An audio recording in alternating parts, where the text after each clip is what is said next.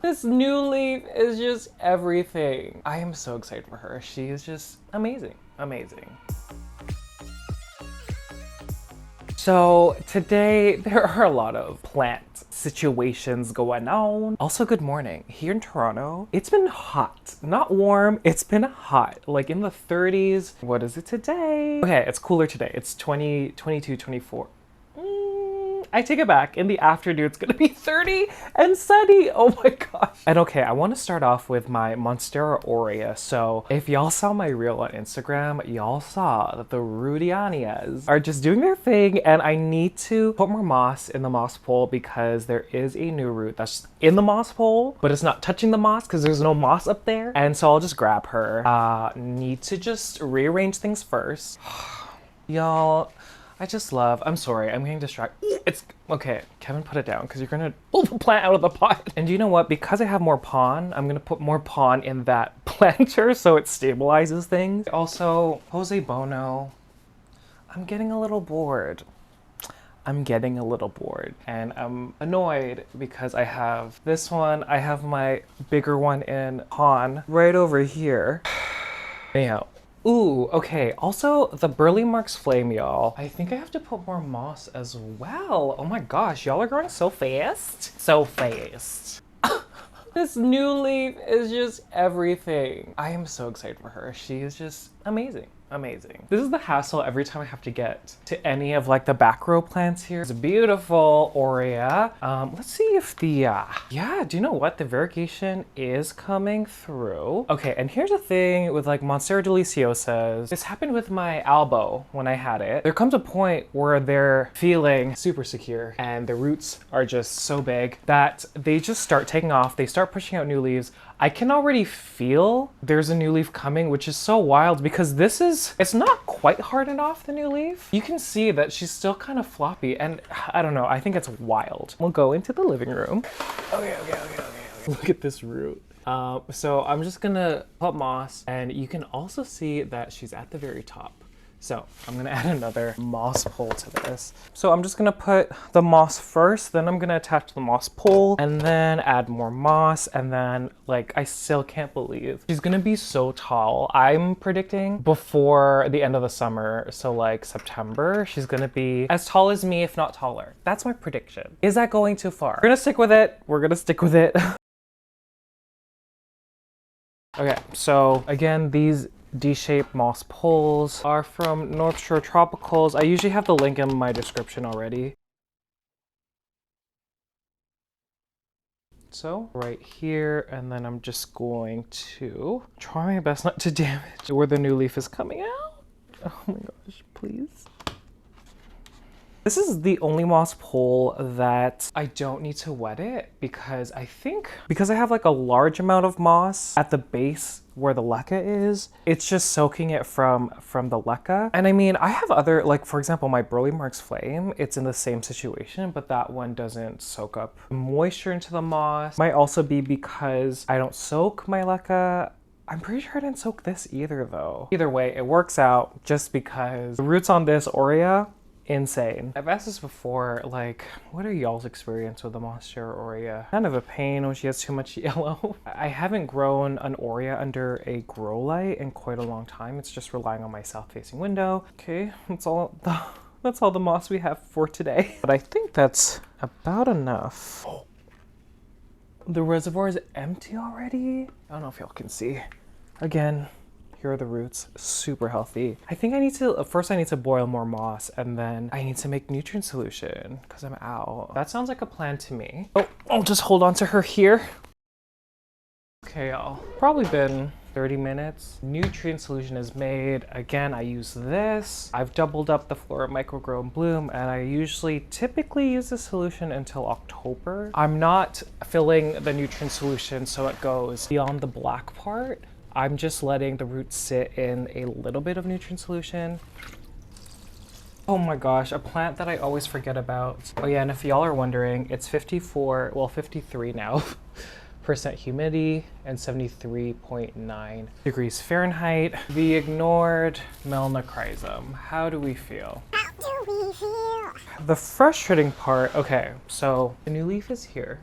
Oh, she's being blocked. New leaf is right here, y'all. She's not hardened off yet. She is much smaller. The one before that was this one. And so she is up against my south-facing window, and a lot of y'all were saying that it's light related. I think the transition between winter and spring, summer, the amount of lighting that has changed, I think that's what did it. Plus me neglecting it. She's in an aeroid mix, and I ignore all my plants in aeroid mixes. For example, this one was in the same place. I have to move her away. So let me just, first I have to water her, obviously. The issue is I don't want to hit the queen leaf with the moss pole extension here. Also, my neighbors above us, they're spending a lot more time outside. So sometimes when I'm filming those reels, they definitely can see me. And you know what? I'm okay with it. So here we are. I really want to cut this leaf. Okay, what is everyone watching? I'm rewatching Star Trek Voyager again. I know, it's like the 6th time I'm watching the whole series again. That's my happy place. Don't break, don't break, don't break, don't break, don't break. Okay. I am watching Beef on Netflix. I don't know if I like it yet. I know it has good reviews. I just don't think it's my kind of humor. Anyhow, if y'all have watched it, please let me know your thoughts. I'm on episode 4, I think. Not even halfway, so maybe it gets better. And I know I'm late, but I started watching The Morning Show on Apple TV. I like it.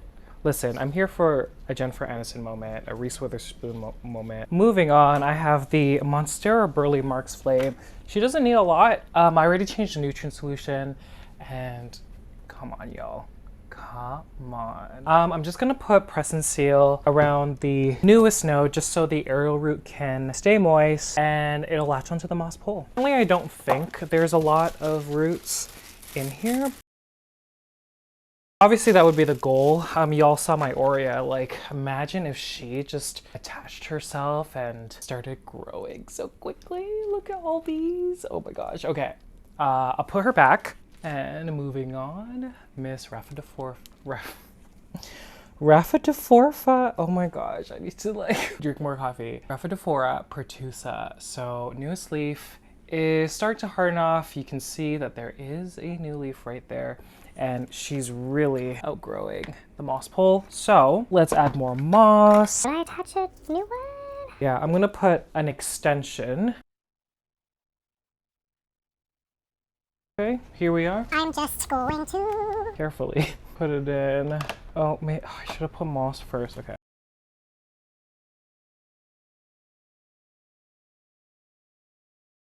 So I found this very interesting. In my favorites video, I always kind of look at the analytics, and so I was looking at like the audience retention and like the spikes. So which places did people click to go back to? I mean, look at this graph. Like, everyone wanted to see what the Rhaphidophora pertusa looks like in her glory days before she broke. So I'm working on doing that again.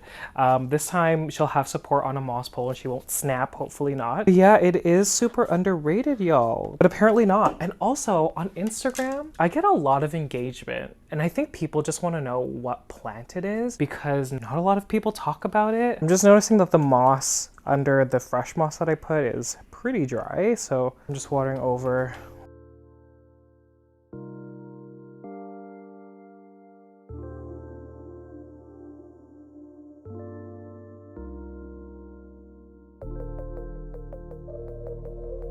Okay, and let's see if I can guide this. The roots, you just want to go off of the moss pole. I'm just grabbing the stem. I did it down here, Future Kevin zoom in. So I put plant tape around the stem, and I was guiding her to the center just because she was like off of the moss pole. And so I'm gonna do the same thing carefully. So why don't we go to one that's here? And I'm not gonna constrict it too much. I just want to guide it so the roots latch on, so they're touching also.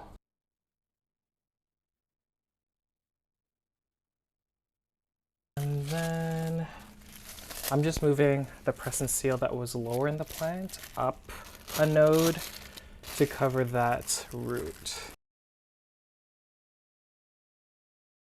Oh, and I need to replace the nutrient solution again. That's all. Take a look at the roots here.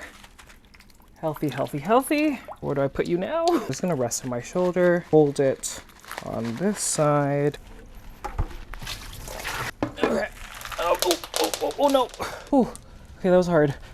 And like the previous ones, because there's roots in the reservoir, I'm just filling so it hits the roots. Because these roots grew in the nutrient solution, they're acclimated to it. And okay, so I'm gonna put her in a new home. So she was on the floor and she had a grow light just kind of hitting the newest leaf. She's getting too tall. Obviously the moss pole now is too tall. So I'm actually going to put her where the Philodendron Melanochrysum was.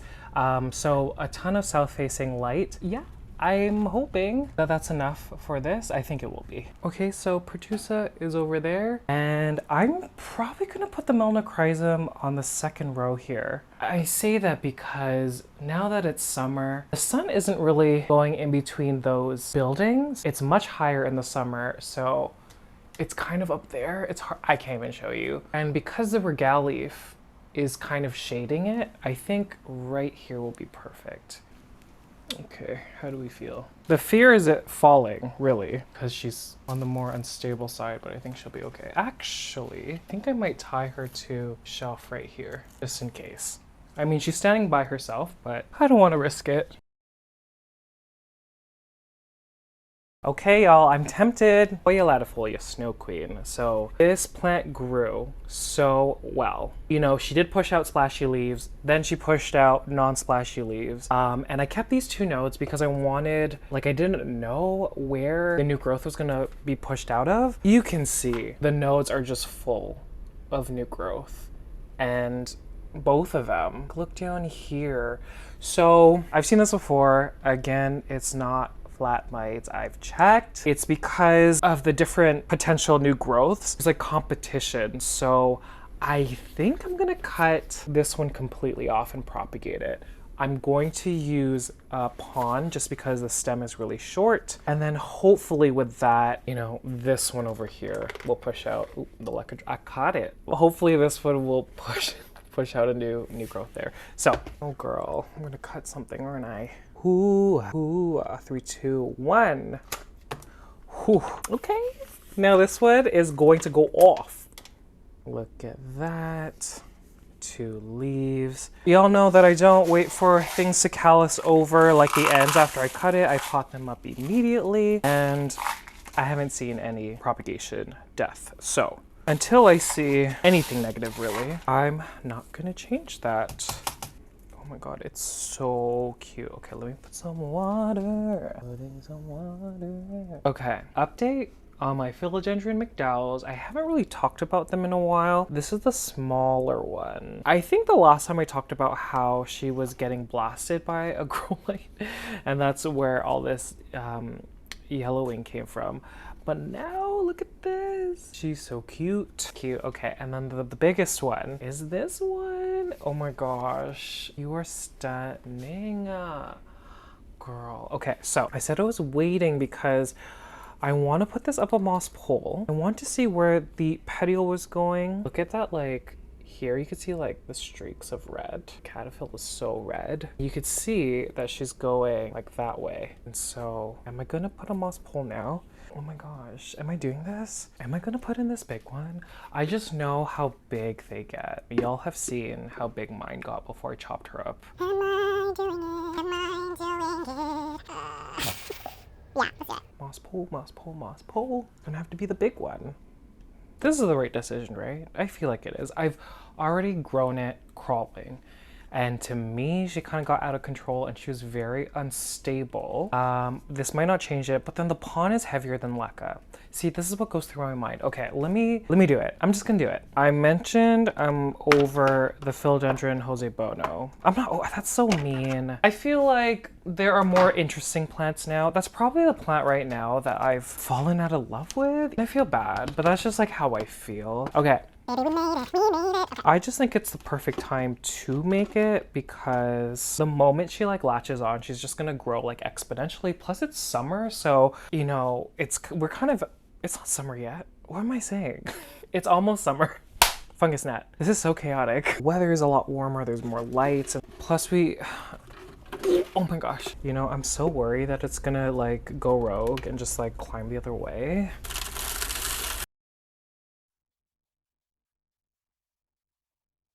can feel everything breaking. Ooh.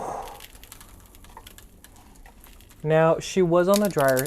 Oh, do you hear that? Oh my, this juicy root though. She was on the drier side. Look at all these roots. They look so good. Girl, please be okay. And who knows? This might be like, it might be so difficult to control and she might just go off of the moss pole, but I want to try it. Now I'm just gonna put moss down there. Now, a little part of me is scared because it has happened to me before with my Philodendron luxurians. Sometimes when like the caterpillar has a new leaf and it's touching the wet moss, it rots in that area. And so although I want it to latch on, I just don't know like how much to push it towards it. And if I don't push it close enough, then she won't root. So I'm trying to like find just a better way. Maybe I should just leave it. Maybe I should like wrap that part. Okay, y'all, she doesn't need that much moss right now, so probably just gonna leave it like that. Here she is. She's so wonky though right now, but hopefully in time. I'm hoping. I'm just pouring, I'm using my full strength nutrient solution. Okay, not gonna lie, I've ignored this plant. Philodendron species bottled feeds Coraldo. It's wild how fast this plant grows because this is not hardened off yet. You can see that the new leaf is here already. The main reason why I'm showing y'all is because I gotta put more moss. Again, I really wanna see how big this will get. Oh my gosh, the fungus gnats are here.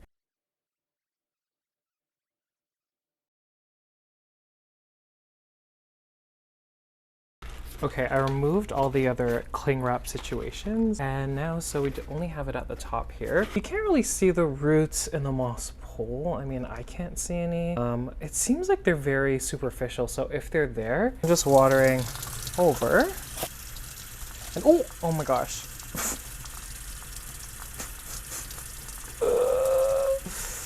Oh my god, how do I tie this with one hand? Can I do it? Oh, I did it. Okay, yay. Okay. Ah, look at this.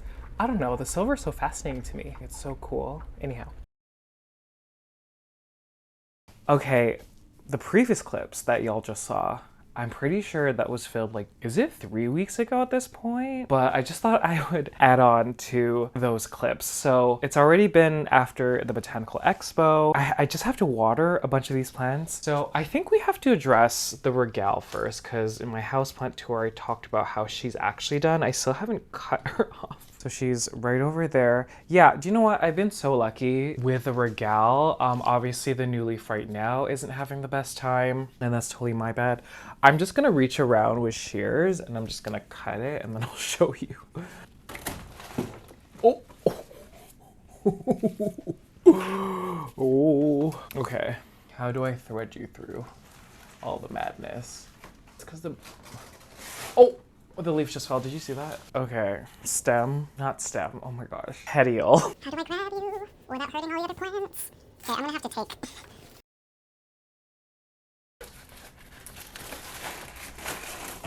This is beautiful. Remember? Oh my god, I'm like a warrior. Do you see this? The petiole? I need to repot this. Should I have like a crawling? I've been debating. Because y'all know that I put my other McDowell on a pole just to see how it'll grow. But this is my other one. It's just looking so pretty, right? Oh, I just poked my eye. Okay, maybe I'll just get rid of you. How about that? It just looks so pretty. Y'all know how big this plant got in my care when it was crawling in LECA. I don't want to do LECA again, just because I kind of want to experiment. Maybe I'll do pawn. Okay, let me know what I should do, because I don't know what I should do. Over here, I'm just gonna water King Anthurium and the Anthurium esmeraldens. The esmeraldens is actually pushing out a new leaf. It's still at the beginning stages, but I'm excited because it was kind of pushing out inflows and I was like not happy with that. I really want the esmeraldens to get really large, so that's good. The Veitchii is doing her thing. She is progressing and there will be a new leaf soon, I could already tell.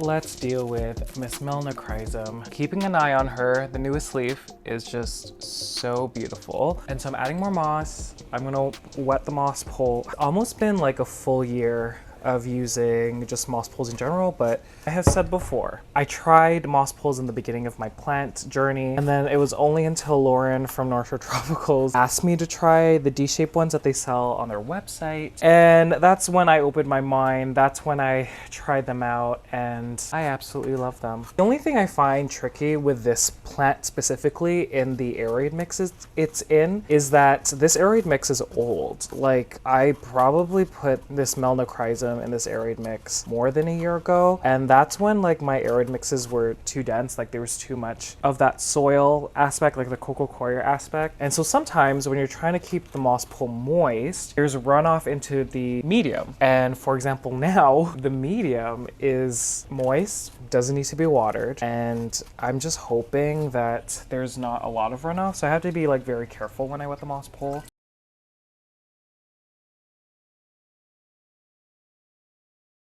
So I'm just taking press and seal and I'm just gonna wrap it around the stem. Yeah, I'm kind of hoping that I'll be able to propagate it once it gets to the top of the moss pole. Hopefully enough roots have grown into the moss that it'll be an easy situation where I could just chop it. It has roots already. Just securing with some plant tape around the top.